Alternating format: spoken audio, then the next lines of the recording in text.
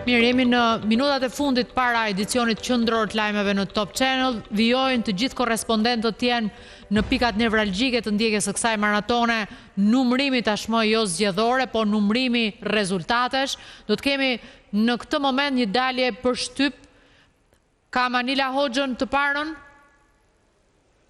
kam Shkodrën të parën në lidhje të drejtë për drejtë.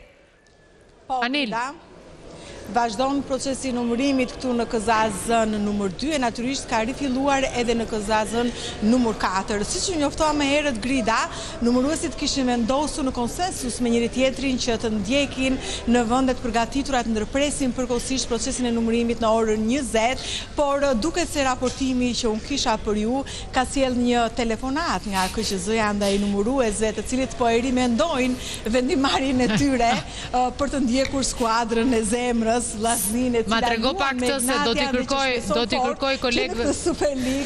Do me thënë, kur unë të bëra pyetjen dhe thash që pse u laq për ndeshjen të mos numërohet, pati një reagim që u rimendua, në? Atëherë, megjithatë kam përshtypjen që sërish do ta rimendojnë mbas telefonatës miqësore dhe udhëzuese që kanë marrë grupet e numërimit në KZAZ këtu në Shkodër që nuk duhet ta ndërpresin.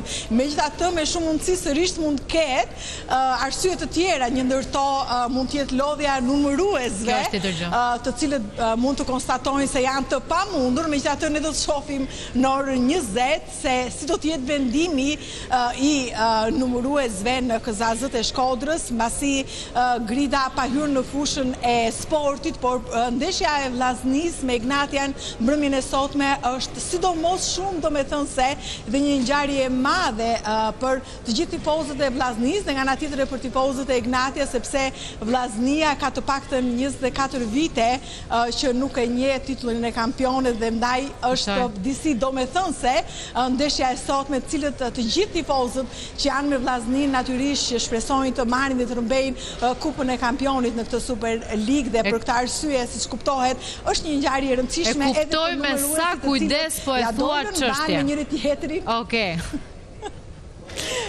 Për të respektuar sensibilitetet e tyre plotësisht. Mirë. Pra vendimi deri tani patjetër. Megjithatë të vazhdon. Atëherë vendimi i kam pasur Karamuçon në studio, Anil. Më dëgjoj pak, të shkojmë dhe tek fusha jote ekspertizës thellë.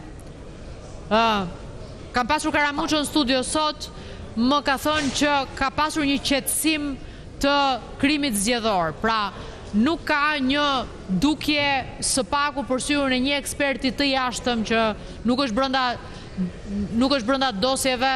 Çfarë ka ndikuar dhe ka ndërhyrë nëse është kështu dhe për ty? Kanë qenë prokurorët e SPAK-ut ata që e kanë ulur apo e kanë galvanizuar situatën kriminale në zgjedhje? Si e shpjegon? Shkodra është zonë e nxehtë. Ka disa arsye, Grida.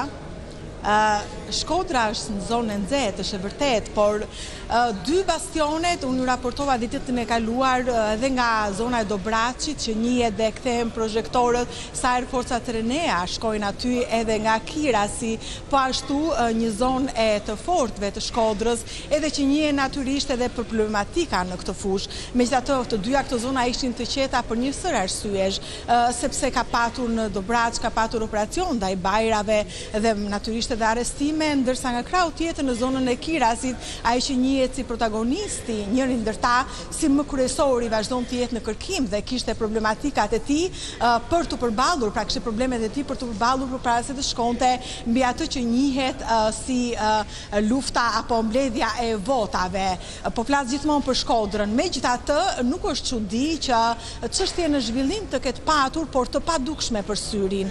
Nëse unë do t'i krahasoja me votimet e mëparshme, ka patur më tepër prani personazhesh apo eksponentësh të botës së krimit, të cilët siç kuptohet këto kohë janë duke u marrë edhe me problemet e tyre, ndoshta kanë vendosur që të mos ekspozohen dhe të jenë të dukshëm sa i takon fushatës elektorale apo mbledhjes dhe depozitimit të votave në forma të tjera dhe jo përmes vullnetit të qytetarëve. Sidoqoftë, shumë gjëra kanë ndodhur pa u bërë të dukshme. Pra, mbi këtë qetësi, kur dikur ne njihnim se kishte kërcënime përmes anëtarëve të grupeve, kur them dikur e kam fjalën për zgjedhjet e kaluara, kishte pra ekspozim, qarkullim përmes mjeteve të blinduara të personazheve të qyteteve, të secilit prej qytete, të cilët tregonin prezencën e tyre nga një distancë zonave elektorale. Kjo gjë nuk ishte e dukshme, pra nuk dukej në sipërfaqe, por